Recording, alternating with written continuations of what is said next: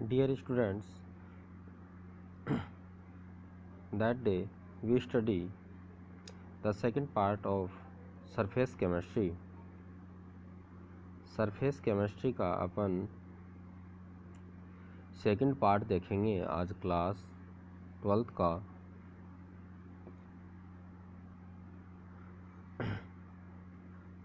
देखिए स्टूडेंट, हमने अभी तक एडजॉर्बेंट व एडजॉर्बेट पढ़ चुके हैं और आज अपन देखेंगे कौन कौन से टाइप और बन सकते हैं। तो आज अपन पढ़ रहे थे, इससे पहले वाली क्लास में अपन ने बात करी थी लायोफिलिक और लायोफोबिक सॉल्यूशन की। तो फर्स्ट ऑफ ऑल आज अपन लायोफिलिक के बारे में स्टडी करेंगे। इन सभी को मैं इरेज कर देता हूँ एक बार।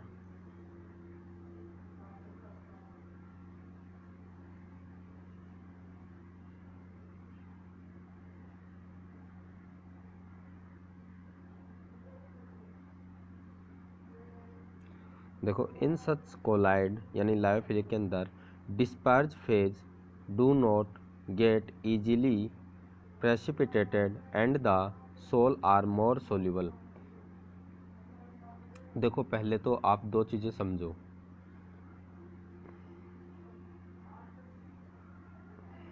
ब्रश काम कैसे नहीं कर रहा?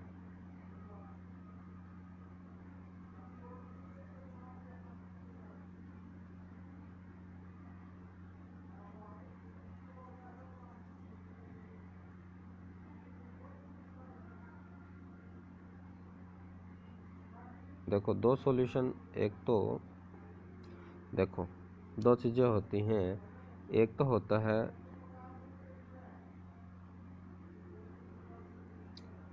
डिस्पर्ज्ड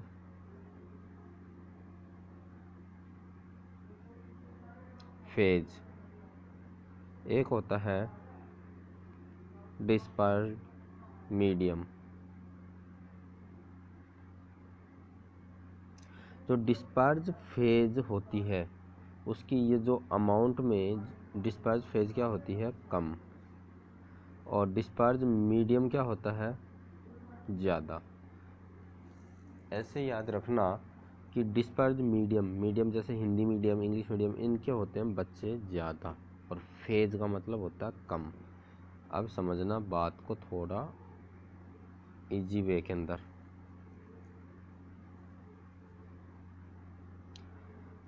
देखो बेटा, ये आपने क्या लिया, एक वाटर से टैंक भर लिया, इसमें वाटर ले लिया आपने, मान लीजिए 100 लीटर, और इसमें कोई भी सब्सटेंस ऐड किया, वो किया है आपने 1 लीटर।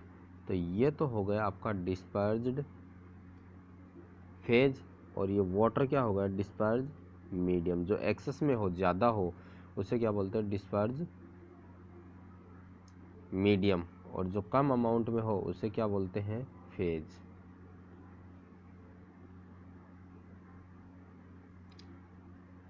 अब देखो थोड़ा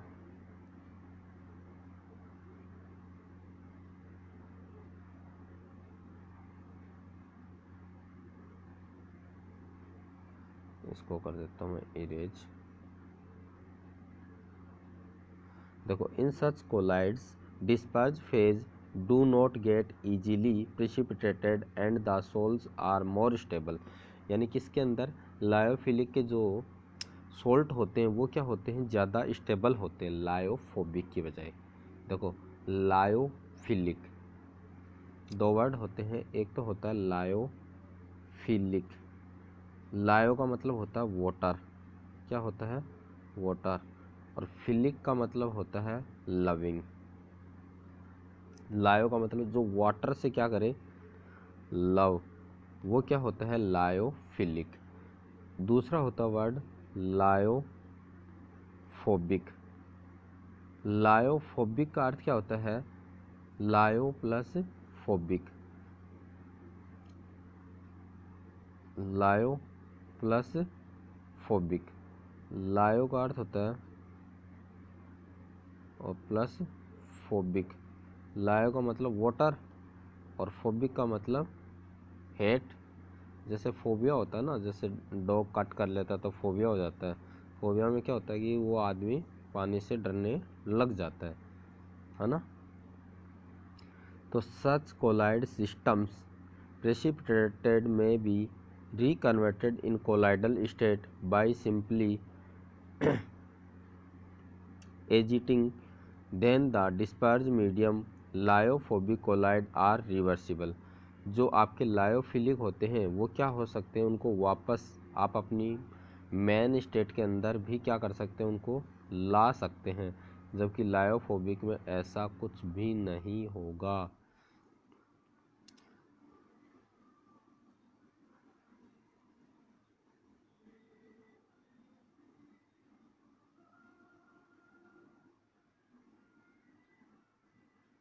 When the dispersed medium is water, these are called hydrophilic. अगर आपने क्या ले लिया, मीडियम है वो क्या ले लिया, वाटर ले लिया, यानी एक्सेस अमाउंट में क्या ले लिया आपने, वाटर, यानी डिस्पर्स्ड मीडियम क्या ले लिया आपने, वाटर, तो उसे क्या बोलते हैं, हाइड्रोफिलिक। तो आगे देखो, some common example of lyophilic colloid is gum, जैसे गोंद है, जिलेटिन है, स्टार्च है, स्टार्च का मतलब जो चावल वगैरह उनका पानी होता है, रबड़ है, प्रोटीन है, ये सारे किसके एग्जाम्पल हैं, लायोफिलिक के एग्जाम्पल हैं। लायोफिलिक है या लायोफिलिक के एग्जाम्पल है, लायोफिलिक में किसके एग्जाम्पल हैं, हाइड्रोफिलिक के, क्योंकि इनमें क्या होता है, वाटर एक्सिस में होता है। अब अपना नेक्स्ट जो टॉपिक है वो है आपका लायोफोबिक वाले। Lyophobic collide. फोबिक का अर्थ क्या होता है, हेट। क्या होता है, हेट, है ना। तो अब देखो, the colloidal system which dispersed phase have no affinity for dispersion medium are called solvent hating colloid. यानी इन्होंने ये कहा है कि जो डिस्पर्ज फेज है और जो डिस्पर्ज्ड मीडियम, इनके बीच में अट्रैक्शन कम होता है, यानी अट्रैक्शन तो होता है कम, और ये एक दूसरे को क्या करते हैं, रिपेल करते हैं ज़्यादा। तो मान लीजिए इनमें कोई भी सॉल्यूशन है, उसमें अगर आप दूसरा सॉल्यूशन इंटर करोगे तो वो उसमें क्या नहीं होता है, इंटर नहीं होता है। ये सारा इरेज कर देते हैं एक बार अपन।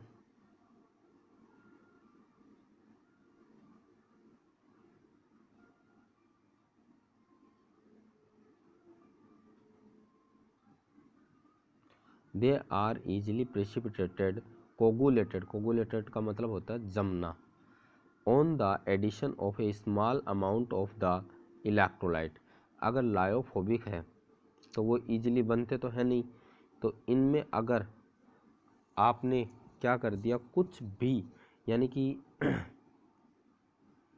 कोगुलेटिंग एजेंट ऐड कर दिया, तो ये क्या हो जाएंगे, इसके पेंदे के अंदर जमा हो जाएंगे।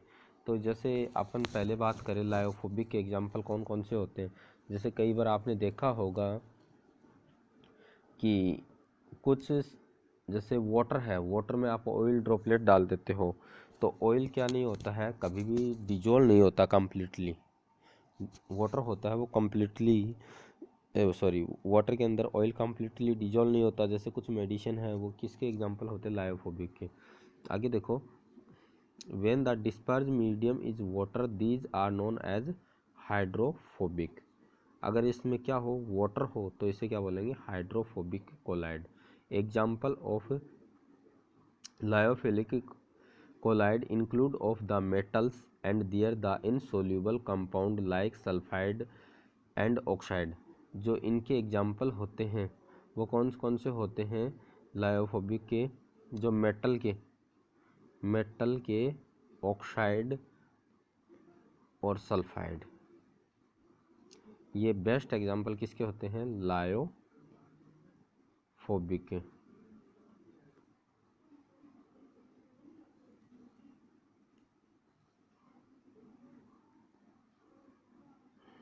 आगे देखो, the essential difference between the lyophilic and lyophobic colloid की है, जो कि इनमें क्या क्या डिफरेंस होते हैं उनका अपन एक टेबल के अंदर क्या करेंगे? स्टडी करेंगे, क्या क्या डिफरेंस आपको दिखाई देते हैं, है ना। तो देखो, हमने एक टेबल बनाई है। इस टेबल के अंदर यहाँ तो लिखा है हमने प्रॉपर्टी, और यहाँ लायोफिलिक कोलाइड और यहाँ लायोफोबिक कोलाइड। अब देखो पार्टिकल साइज, पार्टिकल साइज यानी कि उसके अंदर लायोफिलिक के अंदर जैसे डिस्पर्ज फेज और डिस्पर्जन मीडियम में साइज क्या क्या है। अब देखो, particle size of A slightly bigger than the true solution, इनकी साइज क्या होती है? ट्रू सॉल्यूशन से थोड़ी ज़्यादा होते हैं। ट्रू सॉल्यूशन कैसे? ट्रू सॉल्यूशन कौन से होते हैं? जैसे जिनकी साइज बहुत ज़्यादा कम होती है, जैसे आपने क्या किया, पानी में थोड़ा सा नमक डाल दिया, तो वो ट्रू सॉल्यूशन होते हैं। उनसे भी इनकी साइज़ उनके करीब सी होती है। और लायोफोबिक में इनकी लार्जर साइज़ होती है ना, क्लस्टर मॉलिक्यूल की। क्यों होती है? क्योंकि ये दोनों आपस में दूर दूर रहेंगे। अब देखो इफेक्टिव इलेक्ट्रोलाइट, अब देखो इसमें कोई भी अगर स्मॉल अमाउंट के अंदर, no effect of a small amount of coagulated with the higher concentration, अगर इनके अंदर कोई थोड़ी सी मात्रा में अगर आप क्या करो, कोगुलेटिंग एजेंट डाल दो, तो उसका कोई भी इफेक्ट है ना वो इतना ज़्यादा नहीं होता है इसके अंदर। किसके अंदर? लायोफिलिक के अंदर। और यहाँ देखो, a small amount of electrolyte is coagulate the solution, अगर आपके पास लायोफोबिक है और उसमें थोड़ी सी भी अमाउंट आपने क्या डाल दी? इलेक्ट्रोलाइट, जैसे नमक वगैरह है, ये टेबल साल्ट वगैरह डाल दोगे ना, तो ये तुरंत कोगुलेट हो जाएंगे, यानी पेंदे में जम जाएंगे। अब देखो नेचर, ये क्या होते हैं? रिवर्सिबल, अगर लायोफिलिक है उनको एक बार बना लिया तो वापस उनको रिवर्स में लेके आ सकते हो। जैसे गोंद है, गोंद में पानी मिला दिया अपने एक्सेस में ज़्यादा, 2-3 दिन धूप में रख दो, वापस वो गाढ़ा क्या बन जाएगा? आपका सोल बन जाएगा वापस से। जबकि लायोफोबिक होते हैं वो क्या होते हैं? इरिवर्सिबल, एक बार बन गए तो बन गए। जैसे जिलेटिन, जो जूते के ऊपर चिपकाया जाने वाला गम होता है, एक बार जूता चिपक गया तो चिपक गया, अगर वो गम खराब हो गया तो खराब ही हो गया, है ना। आगे देखो टिंडल इफेक्ट, देखो टिंडल इफेक्ट होता क्या है? देखो कई बार आपने देखा होगा कि एक बीकर लेते हो और इस बीकर में आपने क्या डाल दिया? पानी, और इसके ऊपर आपने क्या किया कि कुछ छोटे पार्टिकल डाल दिए। तो ये पार्टिकल अगर इस बीकर को आपने बंद कर दिया, तो अगर इसको नोटिस करोगे तो ये पार्टिकल कभी इधर कभी इधर कभी इधर मूव, यानी मूव होते रहते हैं जिग जैग पोजिशन में। इस पोजिशन को क्या बोलते हैं? टिंडल इफेक्ट या ब्राउनी मोमेंट भी बोलते हैं। और इसका एक और एग्जांपल आप देखना, आपके घर में रोशनदान लगे होते हैं, अगर पूरा रूम बंद कर दिया तो यहाँ से आपको प्रकाश के अंदर कुछ लाइट आती है, तो कुछ पार्टिकल ऐसे घूमते हुए दिखाई देते हैं, तो इसे क्या बोलते हैं? टिंडल इफेक्ट बोलते हैं इस इफेक्ट को। अब देखो क्या कहना चाह रहा है एग्जामिनर, यहाँ देखो आपने क्या किया, एक सॉल्यूशन में, एक बीकर में तो आपने क्या ले लिया? लायोफिलिक, और दूसरे में क्या ले लिया? लायोफोबिक। अब देखो यहाँ पर तो क्या होगा? टिंडल इफेक्ट लेस डिफाइन होगा, किसमें? लायोफिलिक के अंदर। और यहाँ पर क्या होगा? क्लियरली आपको टिंडल इफेक्ट दिखाई देगा, शो होगा। ये सारा अपन क्लियर कर देते हैं, इसके बाद नेक्स्ट प्रॉपर्टी पढ़ते हैं।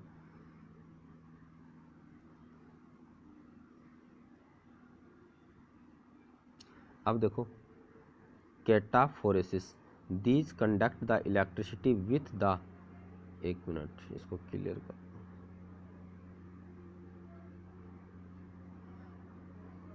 These conduct electricity with the difficulty via the charge particle. अगर देखो आपने क्या किया, एक बीकर में लायोफिलिक सॉल्ट भर लिया और इसमें इलेक्ट्रोड लगा दिए, तो ये तो क्या करते हैं, डिफ़िकल्टी से इलेक्ट्रिसिटी कंडक्ट करते हैं, लेकिन ये क्या करते हैं, फास्ट इलेक्ट्रिसिटी कंडक्ट करते हैं। क्यों? क्योंकि इनके अंदर क्या है, ये आप जो एटम है वो आपस में जुड़ते नहीं हैं, तो ये भी इलेक्ट्रिसिटी ले जाने में मदद करेगा, और ये ए भी मदद करेगा और ये बी भी करेगा। अब देखो charge, the charge particle depend upon the pH of the solution. Charge में भी जीरो क्यों होता है, जीरो इनमें मेनली जो आपके लायोफिलिक होते हैं उनमें चार्ज क्या होता है, जीरो होता है, क्योंकि ये एक दूसरे को क्या रहते हैं, आपस में मोस्ट अट्रैक्टेड रहते हैं, क्योंकि लायोफिलिक का अर्थ ही क्या होता है, अट्रैक्शन। अब देखो, जबकि लायोफोबिक में क्या होगा, या तो चार्ज बहुत ज़्यादा होगा या नेगलेक्ट तो कभी भी नहीं होगा। क्यों नहीं होगा, क्योंकि ये आपस में मान लीजिए एयर भी है, इनके बीच में क्या होता है, बॉन्ड बहुत वीक होता है। अब देखो, classification based on the particle size of disperse phase. Disperse phase की पार्टिकल के आधार पर अपन जो आपके लायोफिलिक सॉल्यूशन और लायोफोबिक सॉल्यूशन है उनको कैसे और डिवाइड कर सकते हैं। एक तो होते हैं मल्टी मोलिकुलर, मल्टी का मतलब ज़्यादा, दो से ज़्यादा। The colloidal in which the large number of small atom of molecule aggregated from the colloidal size particle are called multi molecular colloid. यानी कि इसके अंदर क्या होते हैं कि ये बहुत सारे आपस में क्या हो जाते हैं, मिक्सिंग हो जाते हैं, तो इनके ऊपर क्या होते हैं, मल्टी मोलिकुलर होते हैं, तो यानी कि दो से ज़्यादा एटम रहेंगे, और इनके ऊपर चार्ज आपको पता है लगभग क्या होता है, जीरो से कुछ ज़्यादा होता है। और एग्जाम्पल कौन से हो जाएंगे, मल्टी मोलिकुलर के गोल्ड सोल, गोल्ड सोल जैसे आपका आता है ना, ये चमनप्राश कौन सा आता है, सोना चांदी चमनप्राश, उसमें गोल्ड सोल होता है। And sulphur sol, sulphur sol. और एक बात याद रखना मोस्ट इम्पोर्टेंट, जो सल्फर होता है ना वो एस एट फॉर्म में पाया जाता है। यहाँ से क्वेश्चन बन सकता है इस साल। अब देखो, दूसरा आता है मैक्रो। मैक्रो का मतलब बिगर साइज। अब देखो, bigger size of molecule in soluble solvent from the colloidal size particle and there are known as macromolecular colloid. These are quite stable colloid. जो मैक्रोमोलिकुलर होते हैं वो साइज में क्या होते हैं, थोड़े स्टेबल टाइप से होते हैं, जैसे स्टार्च है, सेलुलोज है, प्रोटीन है, एंजाइम है, सिंथेटिक नायलॉन है, पॉलीस्टेरीन है, सिंथेटिक रबड़ है, एक्सेट्रा इनके एग्जाम्पल होते हैं। अब देखो, अब एक आता है एसोसिएटेड कोलाइड, जिसे आप क्या बोलते हो, मिसेल, जो 10th क्लास में पढ़ के आया था ना, साबुन वगैरह से आपस में जुड़ना। एसोसिएटेड का मतलब क्या होता है, आपस में जुड़ना। कई बार देखो पार्टिकल तो हैं स्मॉल स्मॉल, लेकिन यह एक साथ दोनों जुड़ जाते हैं और साइज़ क्या हो जाती है, थोड़ी बड़ी हो जाती है, तो इसे क्या बोलते हैं, एसोसिएटेड पार्टिकल। जैसे साबुन, कपड़ों के साबुन लगाते हो तो उसका कई बार क्या होता है कि झाग बनते हैं ना, तो उससे क्या होता है, एक बड़ी मिसेल का फॉर्मेशन होता है। इसको इरेज कर देते हैं।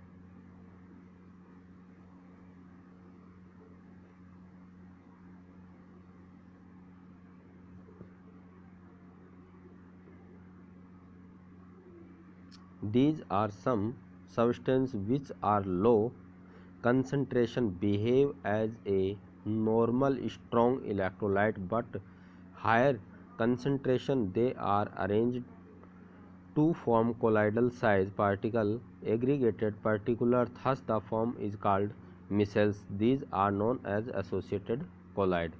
यानी कि ये क्या करते हैं, आपस में एक दूसरे से जुड़ के एसोसिएटेड कोलाइड बनाते हैं, जिसे मिसेल बोलते हो। अब देखो, आपने 10th क्लास में आपकी जो 10th क्लास थी उसमें हमेशा यहाँ से क्वेश्चन बनता है कि मिसेल के ऊपर टेम्परेचर का इफेक्ट क्या पड़ता है। देखो, जिस टेम्परेचर के ऊपर मिसेल बनना स्टार्ट होता है उसे क्या बोलते हैं, क्राफ्ट टेम्परेचर। तो देखो, the temperature above which the formation of micelle takes place are known as Krafft temperature. कई बार देखते हो कि सर्दियों के दिनों में आप क्लॉथ्स पर कितना ही क्या लगा लो, साबुन लगा लो, लेकिन क्लॉथ साफ़ नहीं होते। क्यों नहीं होते, क्योंकि वहाँ एक जो नॉर्मल टेम्परेचर रिक्वायर्ड होता है उससे कम टेम्परेचर होता है तो वहाँ पर मिशेल फॉर्मेशन नहीं होता है ना। तो आप क्या करते हो सर्दियों के दिनों में, थोड़ा सा आप वाटर को क्या करते हो, गर्म वाटर होता है उसको डालते हो। देखो minimum concentration above which formation of the micelle take place are called critical micelle concentration. जिस कंसंट्रेशन, एक मिनिमम कंसंट्रेशन जिसके ऊपर मिसेल बनना स्टार्ट होता है उसे क्या बोलते हो, क्रिटिकल मिसेल कंसंट्रेशन, जिसे शॉर्ट में बोलते हो CMC। अब देखो क्या किया आपने कुछ 5 या 10 दाने सर्फ के डाल दिए तो उससे क्या पूरे क्लॉथ साफ हो जाएंगे, नहीं होंगे। क्यों, क्योंकि एक मिनिमम कंसंट्रेशन रिक्वायर्ड है कि आपको 1 चम्मच 2 चम्मच आपको सर्फ के डालने पड़ेंगे। जो भी आप सर्फ एक्सेल है, व्हील है, जो भी यूज लेते हो, ऐसे नहीं कि 5-7 छोटे छोटे पीस आपने क्या डाल दिए, सर्फ के डाल दिए। क्यों, उससे मिसेल नहीं बनेगा, और नहीं बनेगा तो मिसेल नहीं बनेगा, यानी क्रिटिकल मिसेल कंसंट्रेशन नहीं बनेगी, तो उसकी वजह से आपके क्लॉथ्स होंगे वो साफ नहीं होंगे। Soap and synthetic detergent belong this class. जो मिसेल कंसंट्रेशन CMC के लिए जो सोप और वो आपके सर्फ होते हैं वो इसके अंदर इस कैटेगरी में आते हैं, जिनकी साइज़ कितनी होती है 10⁻⁴ से 10⁻3। 10⁻³ बड़ा होगा इसलिए आगे लिखा है, क्योंकि माइनस में जितनी अमाउंट छोटी होगी ना उतनी ज़्यादा होती है, मोल पर litre. These colloids have both lyophilic and lyophobic particle. Micelle contain as a many 100 molecule और मोर, यानी मिसेल के लिए या तो 100 कम से कम मॉलिक्यूल होना चाहिए, 100 से क्या होने चाहिए, ज़्यादा होने चाहिए। ये मोस्ट नेसेसरी कंडीशन होती है। अब देखो सोप होती है ना, सोप, उसमें देखो उसको डिनोट कैसे करते हो, RCOONA करते हो। ये कौन सा पार्ट पॉजिटिव, ये कौन सा पार्ट नेगेटिव। अब देखो यहाँ इस R का मतलब CH3 CH2 ऐसे चलता रहे, इसे R से डिनोट करते हैं, क्योंकि साबुन का फॉर्मूला होता है C17H35COONA। अब मैं इतना तो लिखूँगा नहीं कि इसकी चैन बनाता जाऊँ ऐसे, तो मैंने यहाँ पर इसको R से डिनोट कर दिया है। एक बार क्लीन कर देता हूँ इसको, चाहे R से डिनोट कर दो चाहे इसको इस तरीके से। अब देखो यहाँ से ये आपका R है, ये COONA है, तो यहाँ देखना ये पॉजिटिव चार्ज और ये क्या है आपका नेगेटिव चार्ज। अब देखो यहाँ पर आपने क्लास 11th में पढ़ा था कि जिस पर पॉजिटिव नेगेटिव चार्ज आ जाए वो कैसा होता है, पोलर। कैसा होता है, पोलर। और जिस पर कोई चार्ज नहीं हो वो कैसा होता है, नॉन पोलर। कैसा होता है, नॉन पोलर, है ना। इसको मैं एक बार क्लीन कर देता हूँ। और वाटर होता है, वाटर की शेप कैसी होती है, V शेप होती है। तो यहाँ पर तो नेगेटिव चार्ज और यहाँ पर पॉजिटिव चार्ज, तो वाटर कैसा होता है, पोलर होता है। अब देखना आपने जो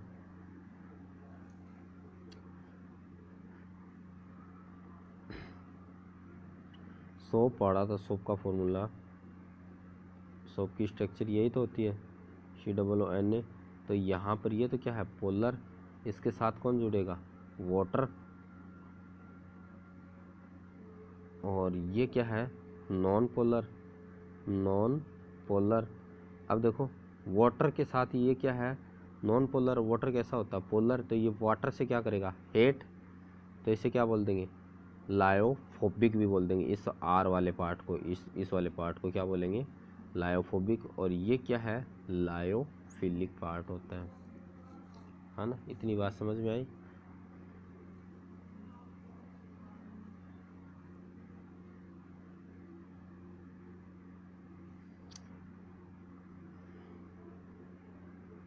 देखो ये पोलर और ये नॉन पोलर, है ना, जिसे क्या बोलेंगे, लायोफोबिक पार्ट। और ये क्या है, lyophilic part.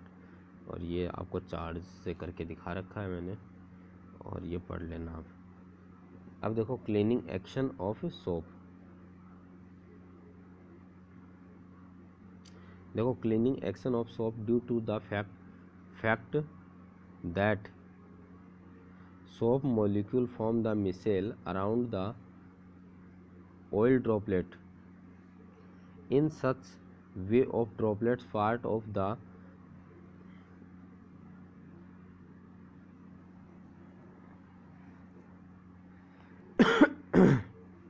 Stearate ion, stearate बोलते हैं जो हेवी पार्टिकल होते हैं ना, जैसे ऑयल वगैरह, ion the oil droplet and the hydrophilic part project out the grease drop. आगे डायग्राम में समझना एक्चुअल में क्या कहानी हुई है। मान लीजिए ये क्लॉथ है आपके, और यहाँ पर क्या लगी है, ऑयल ड्रॉपलेट। ऑयल ड्रॉपलेट कैसी है, नॉन पोलर, सॉरी पोलर है, क्योंकि फेट होते हैं ना पोलर, है ना। और इससे कौन चिपकेगा आपका, COO वाला है, यानी कि ये इस पर ये आपका COO है, ये इसको अट्रैक्ट करेगा, और ये बाहर की साइड कौन रह जाएंगे, आपका R पार्टिकल रह जाएगा, है ना। तो देखो ये बाहर वाला पार्ट है, ये कैसा है, हाइड्रोफोबिक पार्ट है, जो ऑयल ड्रॉपलेट से चिपक जाता है बाहर की साइड। अब जैसे ही वाटर आएगा, सॉरी एक मिनट वापस से देखना,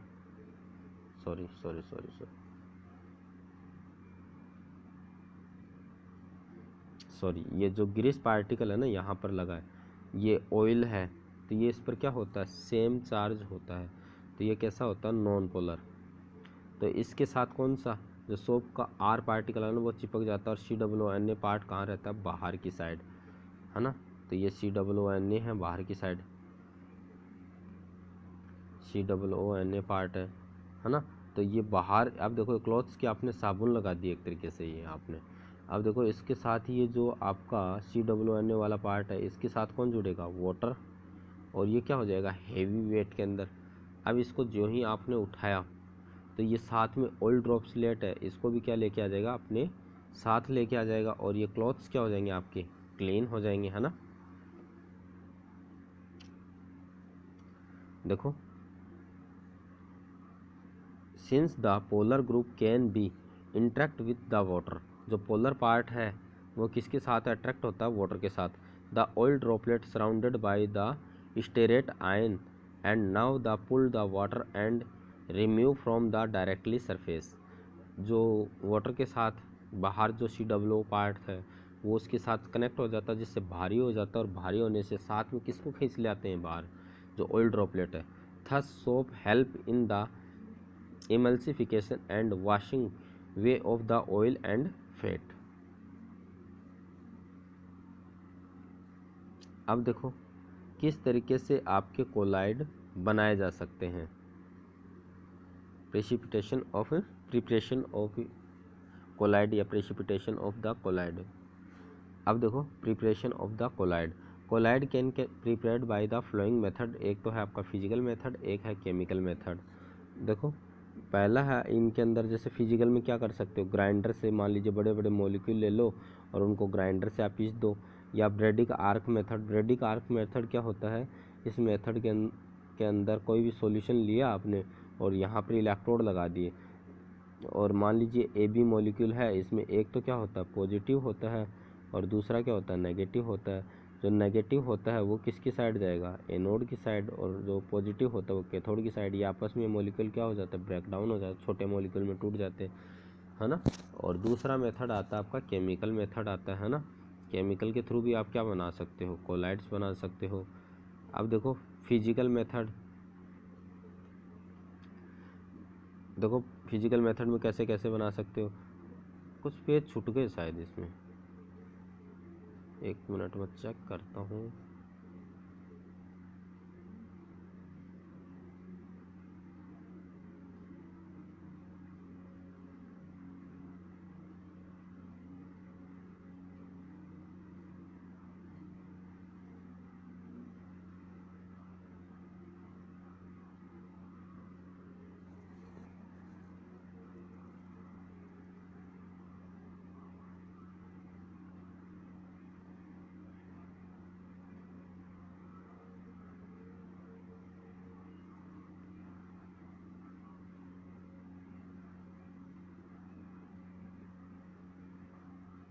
अब देखो इसमें अपन पहला देखते हैं फिजिकल मेथड में, आप पहला देखते हैं grinding. In this method the large size particle are broken down into the colloidal size particle, है ना। तो colloidal mill use for this purpose, यानी कि बड़े पार्टिकल होते हैं ना उनके लिए, जैसे आपकी आटा चक्की होती है ना, ऐसे बड़ी चक्कियाँ होती हैं। जैसे अपने यहाँ पर कॉपर वाला प्लांट है ना खेतड़ी सिंगाना में, तो उसमें क्या किया जाता है, बड़े बड़े चट्टान बाहर निकाली जाती हैं और उनको क्या किया जाता है, उनमें पीसा जाता है ना, और उनसे क्या बनाए जाते हैं, कोलाइडल सॉल्यूशन बनाए जाते हैं। और जो ये सॉल्यूशन बनाते हैं उसे को क्या बोलते हैं, कोलाइडल मील बोलते हैं ना। कोलाइडल सोलिन के बीच में डिक्के या डिस्क के बीच में आता जाता है और पिसता जाता है, इस मशीन को बोलते हैं कोलाइडल मील। जैसे कोलगेट वगैरह है तो इनमें क्या होता है, हड्डी वगैरह होती है वो इसमें डाली जाती है और वो क्या होता है, उनका चूर्ण बनता है और उससे क्या बनता है, कोलाइडल सॉल्यूशन बनता है। अब देखो दूसरा मेथड था आपका ब्रैडक आर्क मेथड। इसमें देखो एक बीकर लिया और इसके अंदर एक और छोटा बीकर रखा और इसके बीच में क्या भर दी, आइस भर दी और यहाँ पर 2 इलेक्ट्रोड लगा दिए। इससे क्या होते हैं, इन दोनों स्पार्क होते हैं और इसकी वजह से क्या बनते हैं, आपके सोल बनते हैं। तो इसका यूज कहाँ होता है, इसका यूज जो आपके मेडिसिन वगैरह आती हैं तो जिनमें मेटल वगैरह यूज होते हैं ना, जैसे कि फॉर एग्जांपल विटामिन ई की कमी हो जाए तो उसमें किसके, जिंक की टेबलेट देते हैं। वैसे तो है नहीं कि आप उस व्यक्ति को जिंक के बड़े बड़े पीस दे दो कि भाई साहब आप जिंक खाओ। जैसे किसी में ब्लड की कमी हो जाती है तो उसे किसकी गोलियां दी जाती है, आयरन लोहे के। तो उसको ऐसे तो है नहीं कि उस आदमी को आप बड़े बड़े लोहे के टुकड़े दे दो और उसको खा ले, वो ऐसा नहीं है। तो उसमें क्या किया जाता है, ये आपका ब्रैडक आर्क मेथड ही यूज लिया जाता है। इसके थ्रू इसका क्या बनाया जाता है, कोलाइडल सॉल्यूशन बनाया जाता है। अब देखो when the electric arc truck between 2 electrode the interference heat generated cause vapor of the metal. When these vapor come the contact with the solvent, they are got condensed and the particle metal are dispersed from the colloidal solution. इसमें क्या होता है कि जैसे ही arc में आप रखोगे तो इससे क्या हो जाएगी, हीट जनरेट होगी और हीट जनरेट होने की वजह से क्या होंगे, ये छोटे छोटे पीस के अंदर क्या हो जाएंगे, ब्रेक डाउन हो जाएंगे और उन वेपर को कलेक्ट करके आप क्या बनाते हो, कोलाइडल सॉल्यूशन बनाते हैं। अब देखो नेक्स्ट देखो पेप्टाइजेशन। पेप्टाइजेशन क्या होता है, देखो the conversion of the freshly precipitated colloidal solution is called peptization.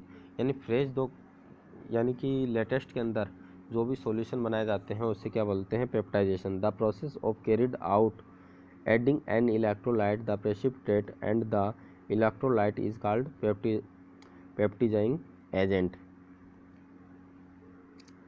अब देखो इसमें क्या होता है कि जैसे आपको किसी का पेप्टाइजेशन करना है, जैसे आपने सुना होगा कि सिल्वर की टेबलेट, गोल्ड की टेबलेट, जैसे ब्रेन को फास्ट करने के लिए क्या यूज लेते हैं, गोल्ड टेबलेट यूज होती है।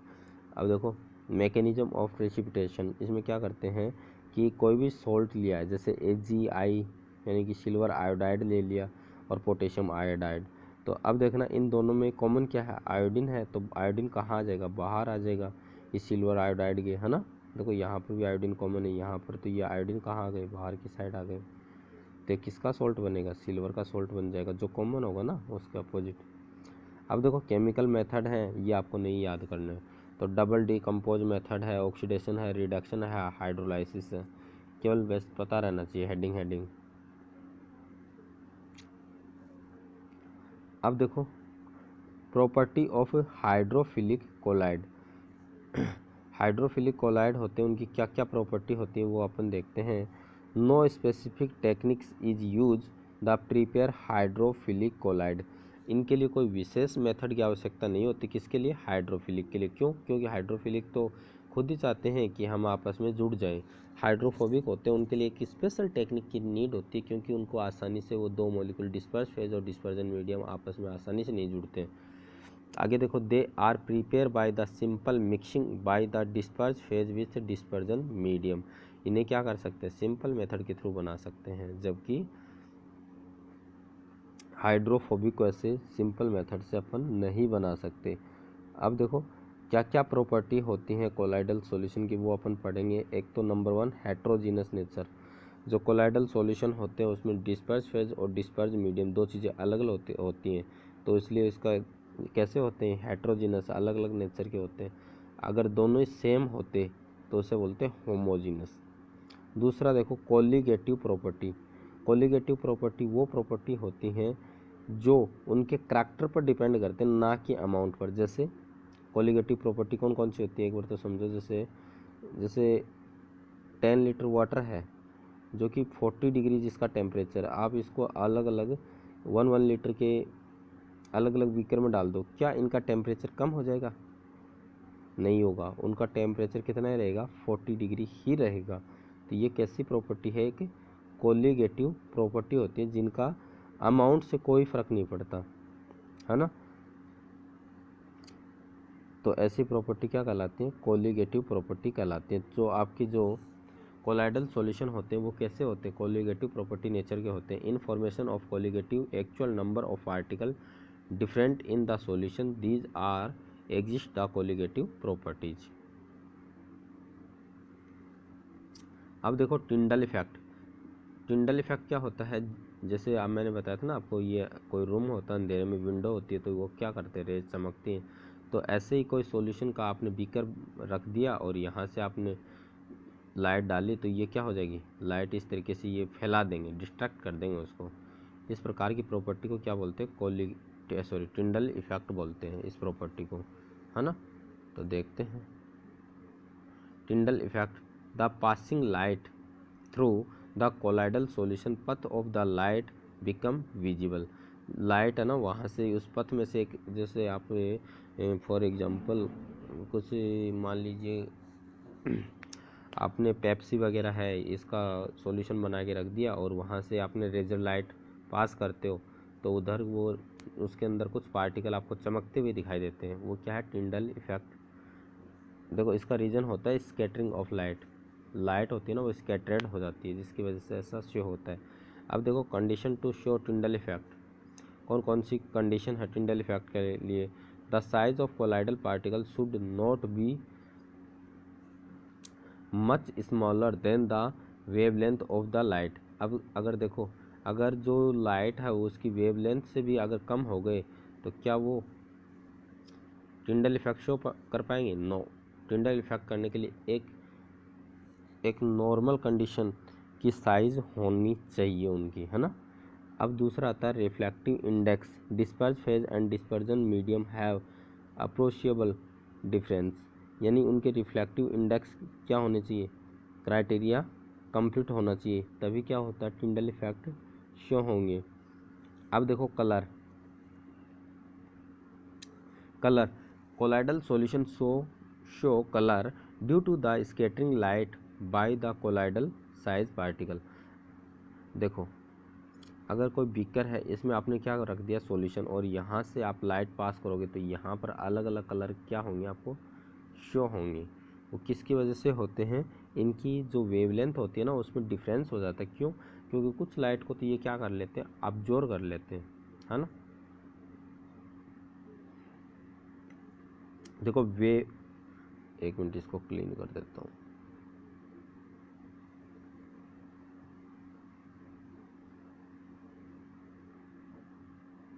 देखो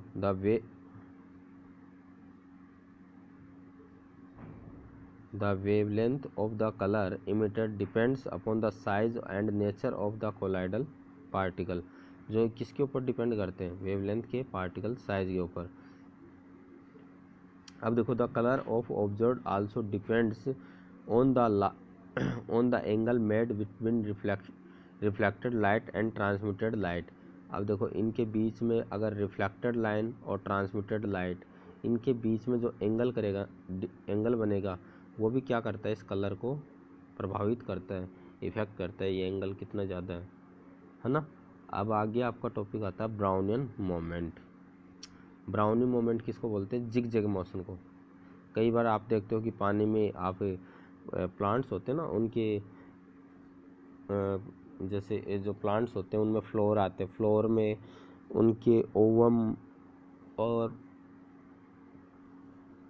स्पेटल पेडल वगैरह आप डाल देते हो पानी में, है ना, पुंकेसर जिसको हिंदी में बोलते हैं। तो वो क्या करने लग जाते हैं? जिग जैग मोशन करने लग जाते हैं। Zig zag motion of the colloidal particle known as Brownian moment. जो कोलाइडल पार्टिकल होते हैं तो वो क्या करते हैं? Zig zag. आप सिंपल लैंग्वेज में समझो, जैसे आपने कोई बीकर लिया, उसमें पानी भरा था और उसमें कुछ मेडिसिन डाल दिया आपने, क्या हो जाता है? उस मेडिसिन के आपको कुछ एटम, आपको जो एलिमेंट है उसमें, वो आपको ऐसे चलते हुए शो होते हैं, है ना। इसको क्लीन कर देता हूँ।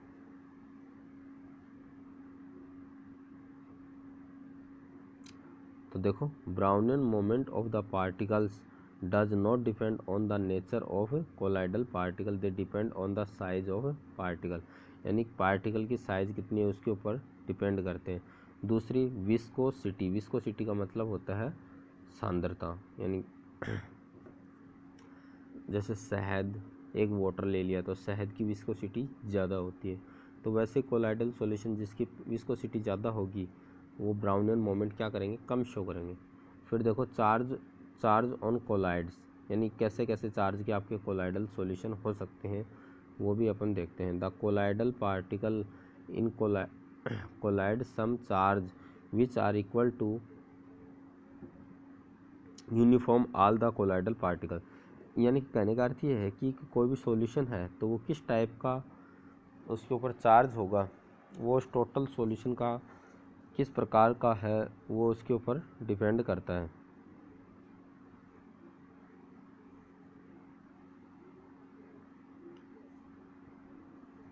अब देखो, the charge on colloidal solution due to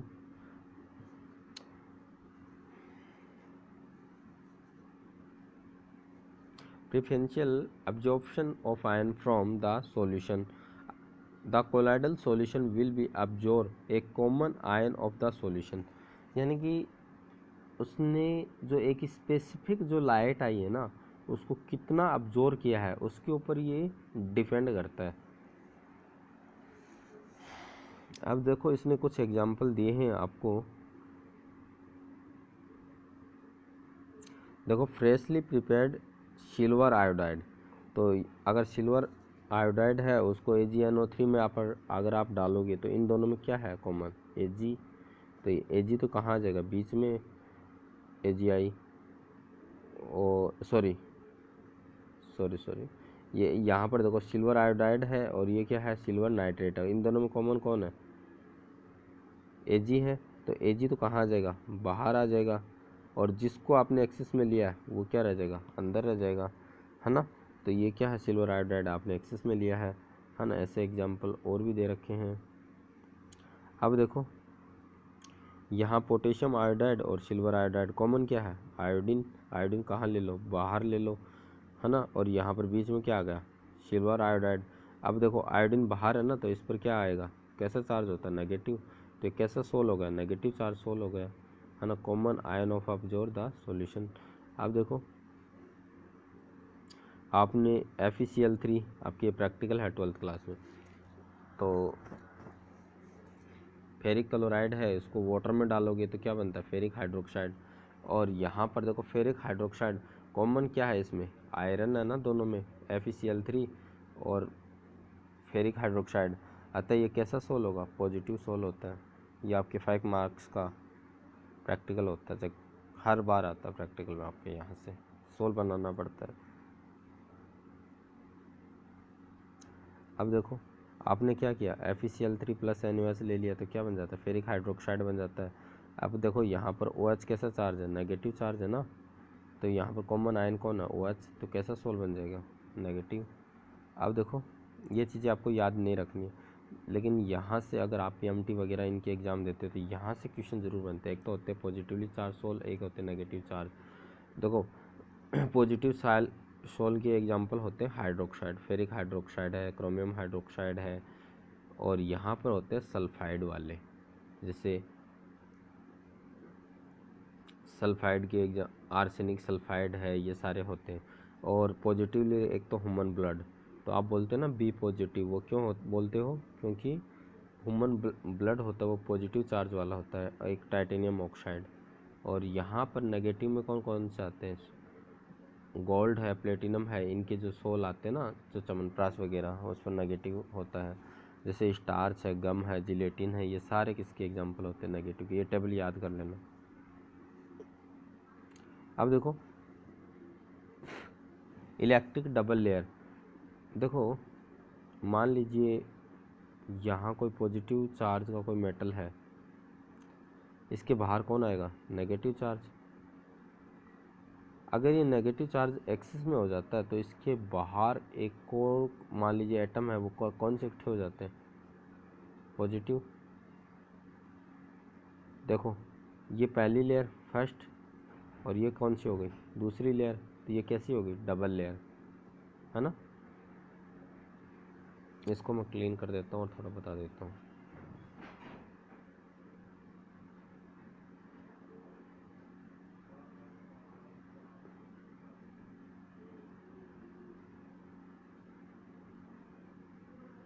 देखो when the charge of depend on the colloidal particle attracts oppositely charged ion from the solvent forming the layer over the surface। देखो यहाँ पर इन्होंने क्या लिया है? सिल्वर आयोडाइड लिया है, पोटेशियम आयोडाइड लिया है। कॉमन क्या है? आयोडीन। आयोडीन बाहर आ गए ये वाले। अब देखो इसके बाहर क्या आ गए? पोटेशियम आ गए, तो ये क्या बन गई? Double layer. तो आयोडीन वाली ये तो फिक्स है, और ये क्या है? मोबाइल लेयर है, ये कभी कभी रहती है। और ये क्या, इसको क्या बोलेंगे? Electrical double layer. यहाँ पर पोटेंशियल पैदा हो जाता है जिसे जीटा पोटेंशियल बोलते हैं। ये देखो यहाँ पर ये पोटेंशियल जनरेट हो रहा है, इसे जीटा पोटेंशियल बोलते हैं, जो आप फिजिक्स में पढ़ोगे। देखो the potential difference between the fix layer and diffuse layer are known as zeta potential.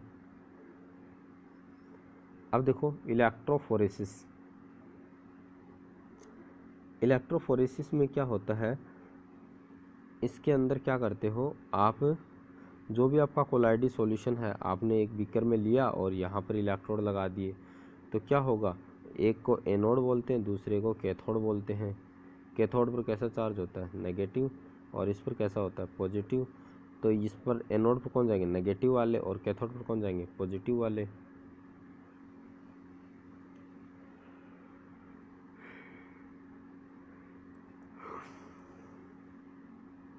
The movement of charge colloidal particle toward the oppositely charge electrode applying electric field is called electrophoresis. यानी opposite charge की side जाना। जैसे negative charge वाले होंगे वो किस पर जाएंगे? पॉजिटिव पर, जिसे एनोड बोलते हैं। पॉजिटिव वाले कहाँ जाएंगे? कैथोड पर।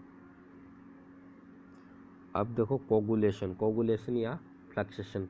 कोगुलेशन का मतलब होता है जाम होना। अब देखो आपको गोंद चाहिए, तो जितना इस गोंद का कोगुलेशन अच्छा होगा, उतना ही मान लीजिए आपको जिस चीज़ से आपको जोड़ना है इस गोंद को, मान लीजिए तो आपकी कॉपी के पेज, कुछ पेज फट गए, अगर उसकी कोगुलेशन पावर कम रही तो वो क्या हो जाएंगे? वापस फट जाएंगे। तो आप इनकी कोगुलेशन बढ़ाने के लिए, पावर बढ़ाने के लिए इसमें क्या करते हो? कुछ ऐड करते हो सब्सटेंस, वही क्या कहलाते हैं? आपकी कोगुलेशन या फ्लक्सेशन कहलाता है।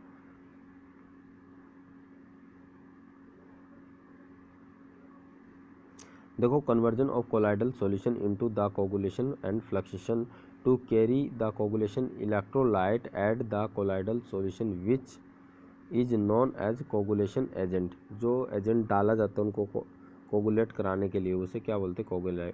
कोगुलाइजेशन agent. It is neutralize the charge particle on the colloid. Lyophobic solution are suitable to the charge present there.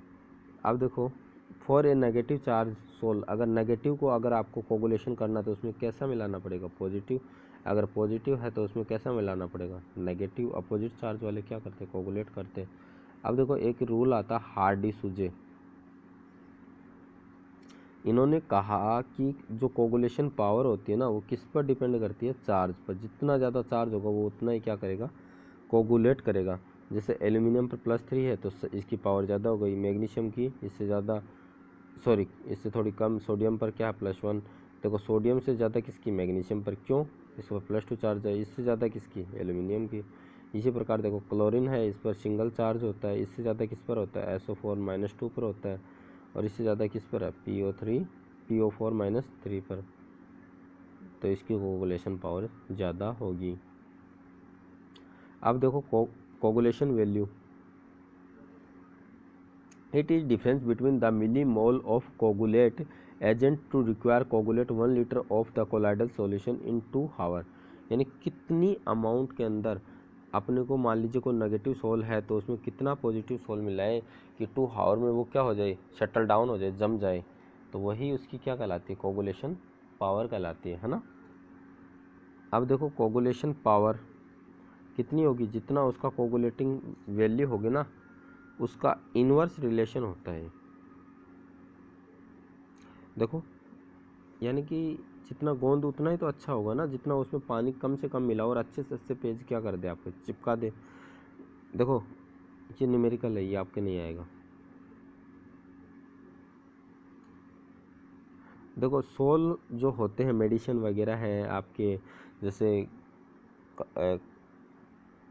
आपने देखे होंगे मिठाइयों के ऊपर सिल्वर की कोटिंग की जाती है, काजू कतली वगैरह उन पर देखे होंगे कि सिल्वर की एक पन्नी चढ़ाई जाती है, वो उसको क्या करती है, प्रोटेक्टिव करती है। तो देखो protective sol, the some hydrophilic sol as a protective sol for the hydrophobic sol and the protect the coagulate forming the hydrophilic layer the coagulating particle. अब जैसे कोई भी सॉल्यूशन है ना, इसके चारों तरफ आप क्या कर देते हो, एक लेयर बना देते हो, जिससे वो सॉल्यूशन क्या होता है, कम खराब होता है।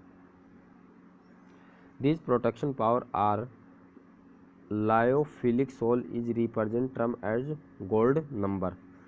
देखो आपने कोई सॉल्यूशन लिया, उसको आप प्रोटेक्ट करने के लिए, जैसे ये आपकी कोई मिठाई है स्वीट्स, तो कितनी इसके ऊपर चांदी की परत चढ़ाई जाए, वही क्या कहलाता है इसका, जिससे ये मिठाई ख़राब ना हो, तो वो क्या कहलाता है, उसका गोल्ड नंबर। इसी प्रकार कुछ मेडिसिन होती है वो एक दिन में ख़राब हो जाती है, तो उसका क्या किया जाता है, प्रोटेक्शन किया जाता है। तो हम प्रोटेक्शन करने के लिए, ऐसे तो है नहीं कि 10 रुपीज़ की तो ये आपकी मेडिसिन है और इस पर 50 रुपीज़ का प्रोटेक्टिंग एजेंट का खर्चा कर दे, नहीं, इससे कम होना चाहिए।